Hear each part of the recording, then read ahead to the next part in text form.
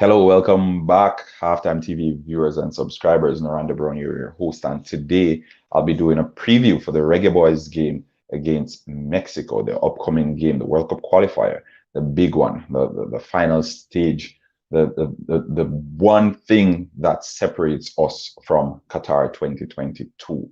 Now, we've been to the World Cup in 1998. We haven't been since. Mexico, on the other hand, they've only failed to qualify for the World Cup on 3 occasions. So there is a mass difference. There's a huge difference between the two teams as it when it comes down to World Cup and World Cup pedigree. Mexico, we know they're a football powerhouse. We see the infrastructure, and even coming to the 2026 World Cup that is supposed to be hosted by Canada, United States, and Mexico, it will make Mexico the first team to host or co-host the World Cup on 3 occasions. We know they already hosted it in 1970 and 1986. On both occasions, they got to the quarterfinal stages, which coincidentally is their best finish at the World Cup. Now, as far as records go, the Reggae Boys they've lost 2 of their last 4 games. Mexico, they've lost 2 of their last 10 games, and that's in all competitions. And these two that they lose, it came against the United States of America. So we know the United States is the country in CONCACAF that currently has Mexico's ticket. Hit the like button. Yeah, sure. Welcome viewers and subscribers. If you're new here, hit the like button as soon as you hop on. For the next 7 or 8 minutes or so, I'll be doing a preview for the Reggae Boys versus Mexico in the Azteca. Right now, the last time, or basically the only time the Reggae Boys have gotten a result in the Azteca was 2013, and that result was a 0-0 draw. So what are we realistically expecting going into the Azteca Stadium? Let me know what you guys think. I'll get to that the latter part of the show. But also, I think even with the rankings, the recently concluded Gold Cup, it means the Mexican team, they moved the place up from 10th or 2 places from 11th. I'm not sure. I think Denmark was 10th. So I think they moved 2 places from 11th to 9th. And the Reggae Boys, they slipped 5 places from 45 to 50.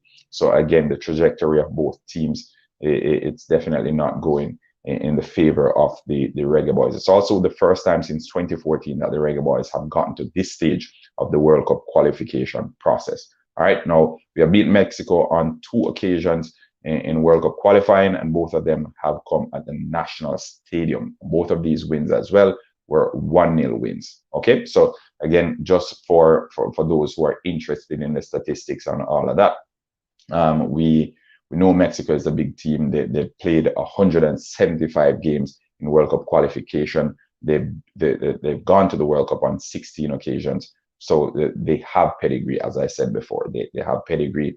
They know how to do it. They know how to get there. They know how to put on performances there, as we saw the 2014 World Cup. No, not 2014, the 2018 World Cup, when they played against Germany. So Mexico is a big team. They're the biggest team in CONCACAF. If we're to talk about history and World Cup pedigree and all of that, United States, they're currently the team in CONCACAF to beat. But I won't go too much on that because it's things change in the blink of an eye, especially in football. All right. So as I said, Mexico against the Reggae Boys. Let me know what you guys think of this game. No team has beaten Mexico in Azteca since Honduras in 2013. So again, the odds are against the Reggae Boys, and with the players to watch, we're seeing some of the Mexican players, they're getting back fit, they're coming back into the team. But I still think Hector Herrera from the midfield will be the man pulling the strings. The Atletico Madrid midfielder, he is the main man, and he will be the main man. Youngsters like Diego Lainez, and also we have Chucky Lozano.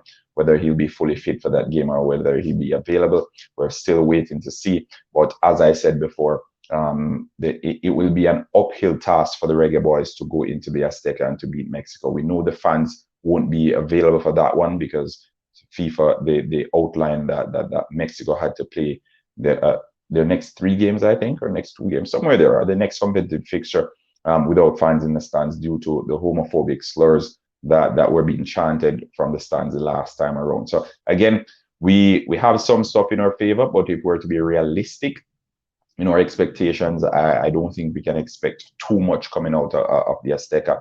I think the circumstances, the situation, the natural situation of the Azteca, it means just going into that game alone, the Reggae Boys will have it to do. All right. So again, let me know what you guys think will be the prediction, will be the scoreline in the comment section. We'll delve into that. For the Reggae Boys, I think we'll be fielding a weakened squad. Both coaches, they played at the '98 World Cup. Theodore Whitmore, we know he was instrumental in Jamaica getting to the World Cup, and he was the main man for the most part for Jamaica at the World Cup. So again, we're seeing a lot of former players coming back to coach their teams, and they're going head to head against one another. Smash the like button. Welcome, Fresh God. Welcome. Welcome. As I said, folks, if you're just hopping on, hit the like button as soon as you jump on. For the next 5 to 10 minutes or so, I'll be doing a quick rundown of the game against Mexico tomorrow night. The game will be played 10 p.m. Eastern Standard Time, which is just about 9:30 there, about local time. But again, guys, it is a big one. We want to start the campaign on a positive note. The English-based players that won't be available for that game, which means we're going to have to field some of the other players that are playing elsewhere, whether in the local Premier League or in the USL or the MLS. We will be looking to them to come up big.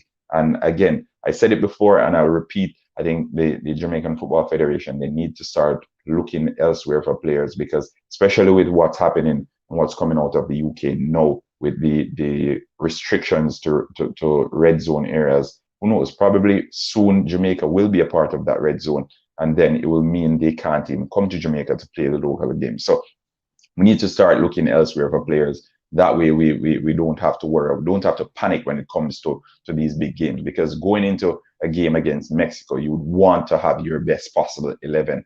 Mexico in and of itself, they can pick an 11 from their league, Liga MX, to compete, right? They can pick a competitive 11 from their league, because that's how big their league is. Jamaica, we can't do the same.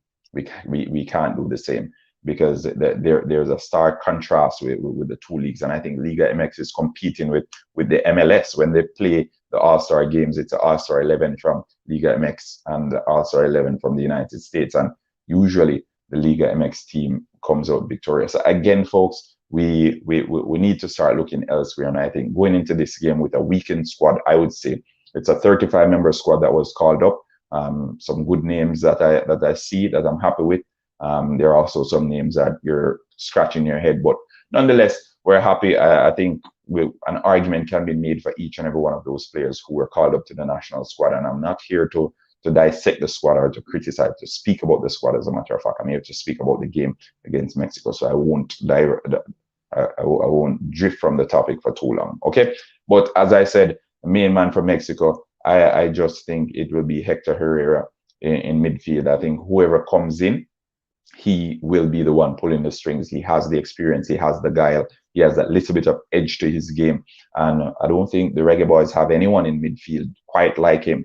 I think we've been searching for someone of his ilk to put in our midfield for the longest while. And we've seen some names being invited that probably will be available for the home game against Panama. But let's see. As I said, Hector Herrera will be the main man for Mexico. He played in the recently concluded Gold Cup. He's one of the seasoned players who was actually fielded through the Nations League and the Gold Cup. So again, we know he's a big game player. He is a big player, and he will be coming up trumps again for his team from the base of midfield. Okay, for the Reggae Boys, I think because the squad is somewhat light, there'll be far more responsibility placed on Junior Fleming, as well as the expectations. We don't see some of the names. We have Shamar Nicholson, we have Corey Burke at our disposal. Shamar Nicholson, he recently got a hat-trick. Corey Burke, he hasn't been getting on the pitch as often as he would like. So again, when Corey Burke is with the national team, is a total different animal. But I think the main man coming up in these qualifiers will be Junior Fleming. And I question his decision making at times, but as soon as he works on that and fine tunes his final decision, then I think he can be a very, very instrumental player for the Reggae Boys going into their World Cup campaign. right? This is the first game. We still have a number of games to go. We have 3 games alone in this window, in this international break window. We hope that we can get off the mark in the Azteca. You know, the altitude in Azteca, it's difficult to breathe, all of that. So we can't expect too much, or we can't get ahead of ourselves, because in addition to Mexico being a quality team, the environmental circumstances, they're very, very difficult. All right. So again, we will go into the score predictions now. Let me know what you guys think. Lee Young, get rid of the defeatist mentality. Jamaica will win 2-1. I'd really love to see that. I'd really love to see that. British love. Corey Burke is the man. Definitely. I'm a big fan of Corey Burke as well.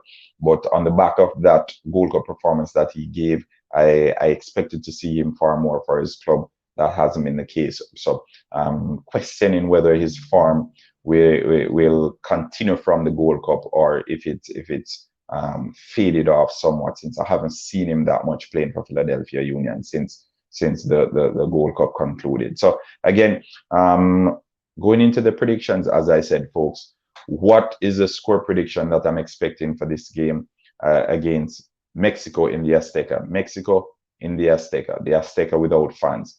Can Jamaica muster a result against the number 9th ranked team in the world, FIFA number 9 ranked? As I said before, we're ranked 50. Mexico is ranked 9th. Mexico played in the first World Cup game, well, one of the first World Cup games, played against France, and I think that game ended 4-1 in favor of France. So they've been around. They've been around the block and back. All right, they've gone to 16 World Cups. Jamaica has only been to 1, which again, a draw would be great. Yes, definitely a draw would be fantastic for the Reggae Boys, and I think Theodore Whitmore would take a draw now with open arms. But again, Mexico, they have World Cup ilk. They've hosted the World Cup on 2 occasions, 1970 and 1986. They'll be hosting the World Cup again in 2026. And this speaks of the investment into Mexican football and the infrastructure that they have in place to accommodate these big stagings. So again, as I said before, Mexico is a footballing country. Whether we can say the same as Jamaicans or as fans of the Reggae Boys, that's another story. But again, we look forward to the predictions. My prediction for the game, the Reggae Boys opener against Mexico in the Azteca, is Mexico 1, Jamaica 0. I think we'll lose the first game. I think, unfortunately, I don't think the team that is going to play Mexico will be able to muster a competitive challenge against the Mexicans at home.